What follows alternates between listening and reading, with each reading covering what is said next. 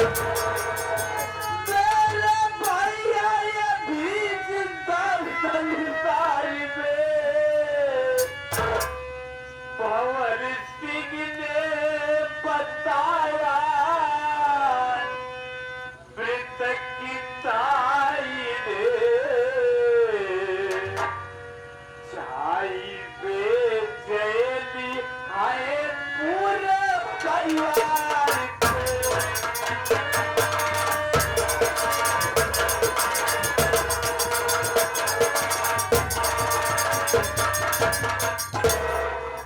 परमात्मा। बाबूजी अपना नाम कुलदीप बता रहे हैं और कह रहे हैं कि मैं तेरा भाई हूँ, लेकिन इसके पहले भंवर सिंह बताया था कि तेरे भैया तो मर चुके हैं। जब मेरे भैया मर चुके हैं तो आप एक डाकू, आप मेरे भैया नहीं हो सकते। मेरा भाई मर गया, दुनिया में नहीं है। परमात्मा, आज मेरा छोटा भाई संदीप मुझे पहचानने से इनकार कर रहा है। मेरे भैया मर चुके हैं। जानना चाहता है ना, याद कर अपने पेपर मिल में जब आग लगी थी तो भंवर सिंह के साथ मैं गया था और भंवर सिंह कमीना मुझे धोखे से अंदर मार के गंगा नदी में बहा दिया। अरे ये तो सुषमा का लाख लाख शुक्र है कि आज इसकी बदौलत तेरा भाई जिंदा है।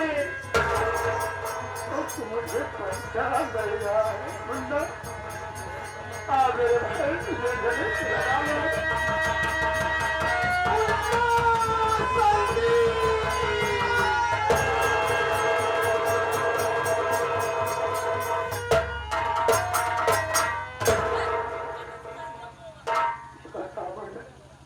तेरी भाभी कमला कहाँ है और उससे भी मिलना चाहता हूँ। यह परमात्मा भैया भाभी माँ को पूछ रहे हैं, अरे मैं क्या जवाब दूं कि मेरी भाभी माँ कहाँ है और किस हाल में है। भैया जब आपको भंवर सिंह से पता चल गया, वहां से आया तो बताने लगा, संदीप बाबू मैं कार चला रहा था और कुलदीप भैया बैठे थे। अचानक कार और ट्रक से एक्सीडेंट हो गया, कार दरिया में चली गई और तेरे भैया उसी दरिया में डूब कर मर गए। भैया जब मैं घर पे बताया तो अपने पूरे परिवार पे शोक छा गया। अरे भाभी माँ का तो रोते रोते बुरा हाल हो गया। भैया एक दिन की बात है, भाभी माँ की तबीयत नहीं ठीक थी, बुखार हो रहा था। मैं भाभी माँ का सर दबा रहा था, उसी वक्त मैनेजर भंवर सिंह आ गया और कहने लगा, संदीप अरे मुझे सब कुछ मालूम हो गया, देखने में तुम दोनों देवर भाभी हो, लेकिन सच्चाई ये है कि तू विधवा कमला से प्यार करता है। इतना ही नहीं भैया, जब आप बदरपुर गए थे उस वक्त भाभी माँ के पेट में आपका बच्चा पल रहा था। वो हराम खोर देखा, कहने लगा, संदीप ये किसी दूसरे का बच्चा नहीं है, ये तेरा बच्चा है। भैया मुझे गुस्सा आ गया और मैं भंवर सिंह को 2-4 हाथ मार दिया। वो हराम खोर माँ जी के पास गया और झूठी शिकायत बता दिया और माँ जी मेरी भाभी कमला को बार के घर से भगा दी। भैया जब मैं कॉलेज से आया तो भाभी भाभी चिल्लाने लगा, भाभी कमला घर पे नहीं दिखी। तभी माँ जी आ गई और मेरे ऊपर वही झूठा इल्जाम लगाकर माँ ने मुझे बहुत बेरहमी से मारा। भैया मार के तेरे बदन से कपड़े उतरवा के मुझे भी घर से बेघर कर दी। भैया घर से निकलने के बाद मैं भाभी माँ का बहुत पता लगाया, लेकिन भाभी माँ का कुछ पता नहीं चला। मुझे तो ऐसा लग रहा है भैया कि मेरी भाभी माँ अपनी हालात से उठकर कहीं आत्महत्या कर ली भैया। संदीप ऐसा मत मान। तेरी कमला ऐसा नहीं कर सकती। भैया भाभी माँ का पता लगाते लगाते मैं काफी दूर गया।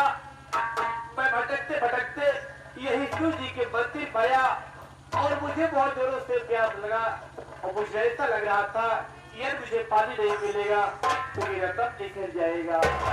मैं भटकते भटकते यही शिव जी के मंदिर पाया। यहाँ पे सुषमा नाम लड़की थी।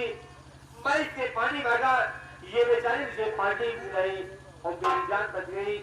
आज मैं दुनिया में हूँ भैया तो सुषमा के बदौलत से हूँ। ये कहने लगी कि आप मेरे साथ शादी कर लीजिए। भैया मैं इसकी हालात को देखते हुए मैं इसके साथ शादी कर लिया। अगर मुझसे कोई गलती हो गई हो तो मुझे माफ करना मेरे भाई। संदीप तुमसे कोई गलती नहीं हुई है। तुम तो बेसहारे को सहारा दिया है। अरे कमीना भला सिंह, जैसे मेरे परिवार में तू आग लगाया है तुझे ऐसी मार मारूंगा नहीं कि सामने पानी तो होगा लेकिन पानी देने वाला कोई नहीं होगा। लेकिन भैया सुषमा ये मेरे बड़े भैया है, जाकर पाँव छू के आशीर्वाद ले।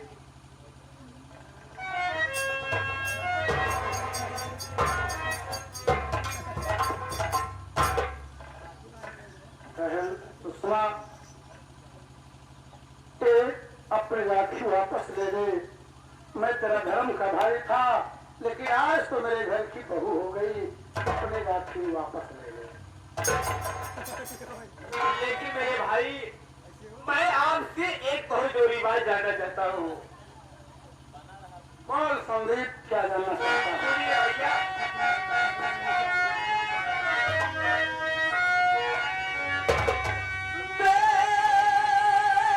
मेरे भैया आप कैसे डाकू बने मेरे भैया।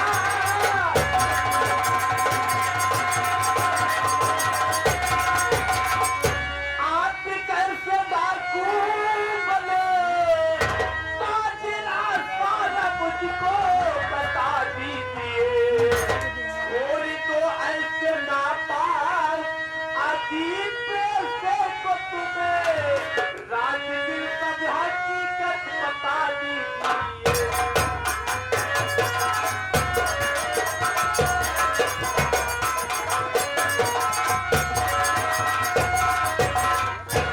भैया मैं जानना चाहता हूँ आप इसके पहले डाकू नहीं थे, आप डाकू क्यों बने हो? और आपसे मेरी विनती है भैया ये नापाक पैसे को छोड़कर एक साधारण इंसान बन जाओ भैया। संदीप तू जानना चाहता है तो सुन मैं बता रहा हूँ।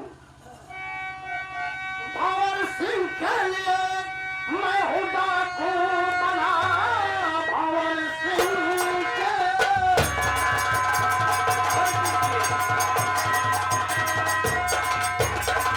मैं हूँ डाकू बना। नाम दुनिया से उसका मिटाऊंगा मैं। वक्त गर्दिश में है साथ सुषमा दिया। काट कर उसका सर इसके कदमों में डालूंगा।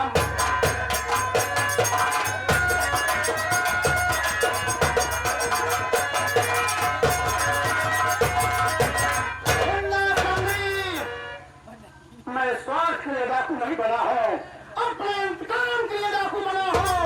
उस भंवर सिंह कमीने को जब तक इस दुनिया से नामो निशान नहीं मिटा दूंगा, उसका सर काट कर सुषमा के कदमों में नहीं डाल दूंगा, तब तक के डाकू बाना मेरे तन पर रहेगा।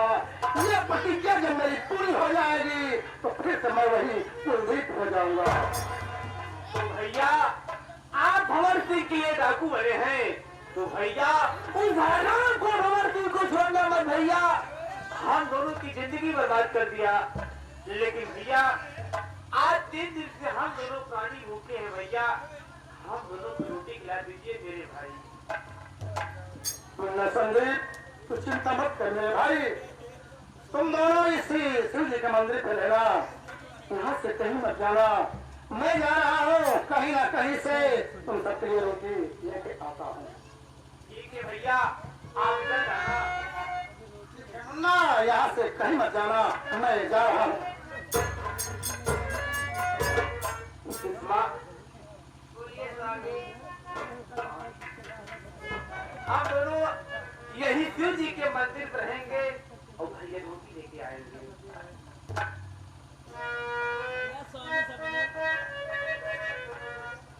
सुषमा, मन के सवरिया बन गई तू, चुपके से का कैलू तू, नस नस में तू गैलू समा, नस नस में तू गैलू समा, डाल गलू पर डाली में गजबी के रोगे धरा दिहलू एलाही हम के जवानी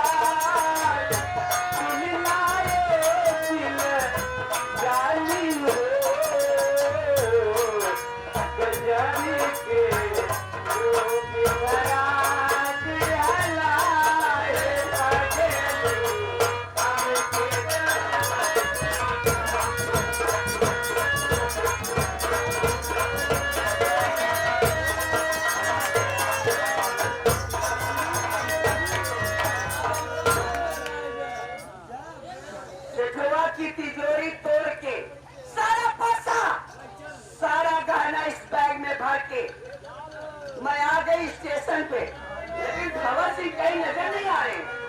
इस देर में कहा देखूं, अरे अकेले क्या बोल रहा है? क्या बात है? अरे मेरे राजा, पहले ये बताओ मेरा वो कर्मा टाकिज बना कि नहीं बना? जाना चाहती हो? आज जल्दी बताओ ना। सुनो मैं बता रहा हूँ। बन रहा था जो कर्मा काफिला पुकारा, सातवीं बार भी गिर चुका आज है। बात कुछ भी समझ में है आती नहीं, कैसा भारी ये कर्मा गजब राज है।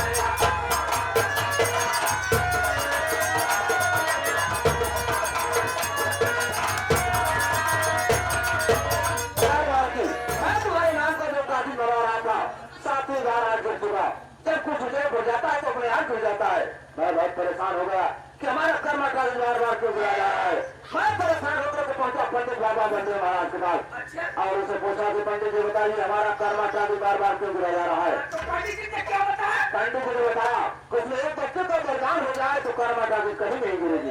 कोई वो बच्चे को चला नहीं लगा, ढोलते ढोलते बहुत दूर निकल आया, कोई बच्चा हाथ नहीं लगा, चांद नगर के करीब पहुंचा तो सोचा अपनी कर्मवती से क्या निवृत्ता करूं कि अपनी तैयारी बनाई कि मेरे ऐसे ही बैठे हैं। इसलिए बार बार गिर जा रहा। बच्चे की बलि चाहिए, लेकिन फौज से बच्चा मिलेगा कहाँ? अरे आखिर अपना बच्चा कौन देगा?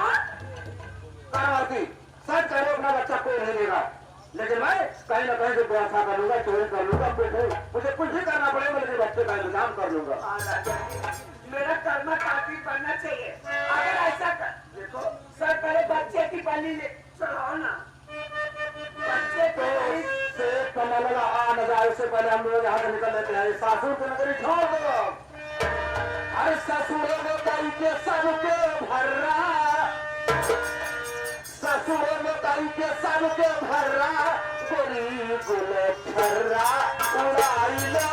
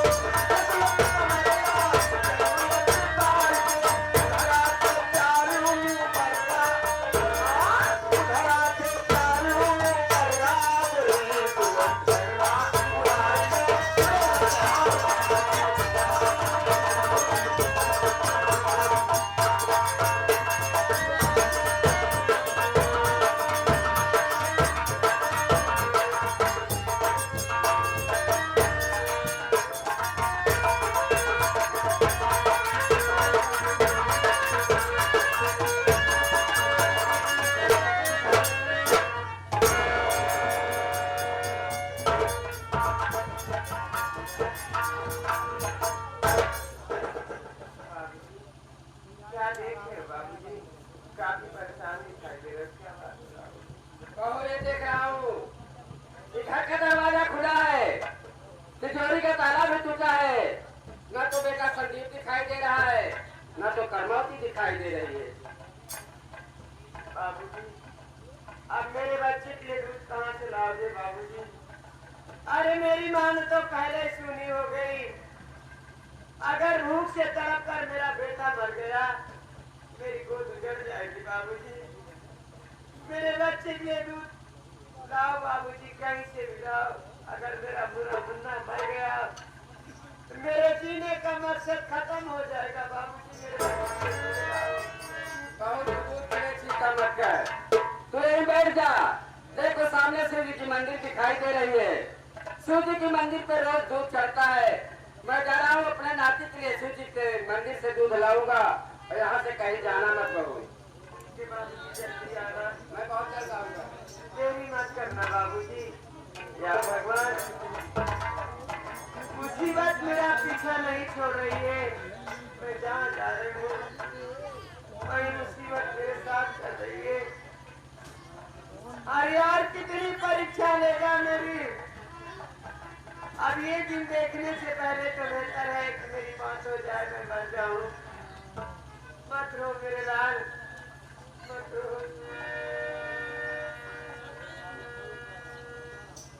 जो जो जो जो जो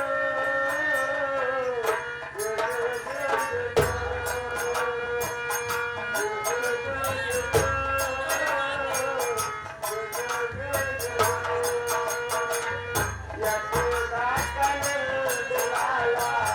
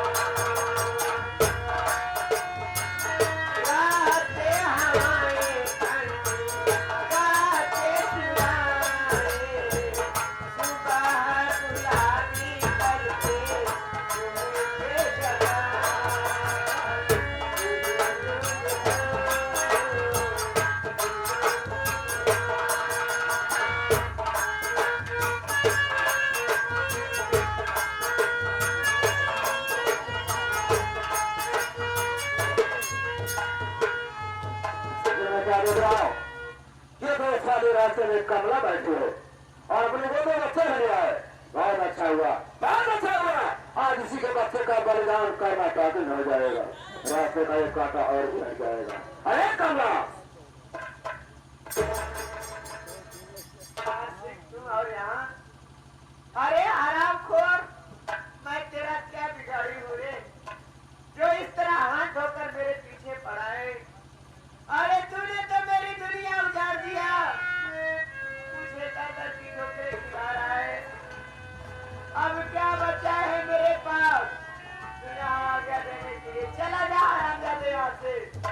जाना चाहते चले आओ, सुनिएगा कह रहा हूँ जो कमला सुनो गौर से, बहुत भूषण ये जल्दी कहाओ मुझे, बच्चा छोड़ो तेरा काम की चीज है, जल्द से जल्द बच्चा थमाओ। अपनी जुबान को आए बेशरम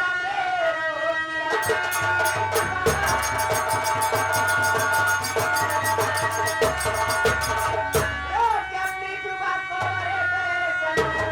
बच्चे के सर पे लगाना रोज पर खा जाऊंगी मैं बोटिया तेरी, अपना एक कदम तू बढ़ाना।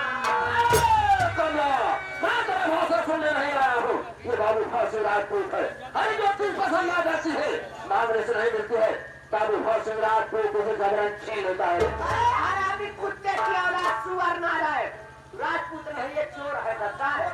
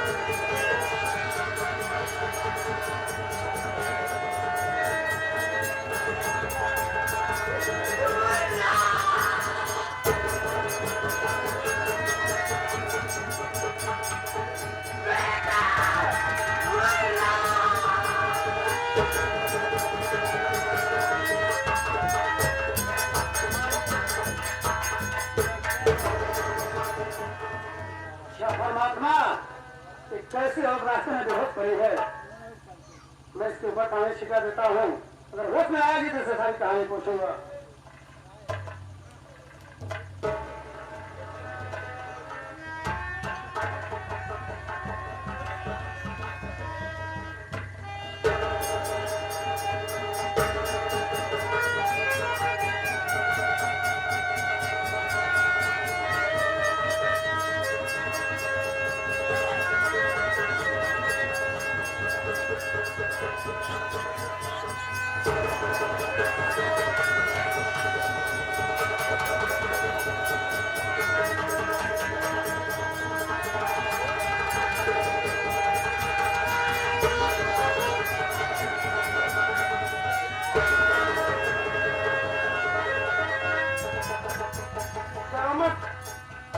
दरोमत ये बताओ तुम शक्ति हालत में है, किस कमीने ने तुम्हें साथ में दुर्व्यवहार किया है, उसका नाम और पता बता।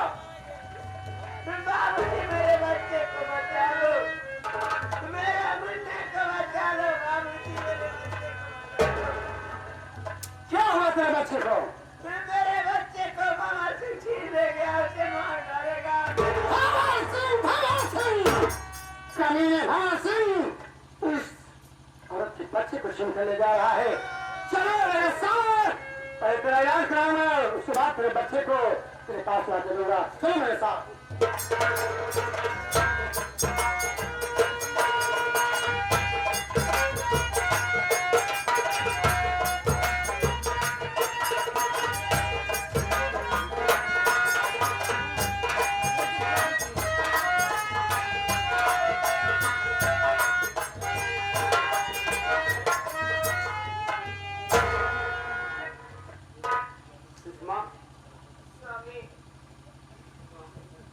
तब क्या कहूं?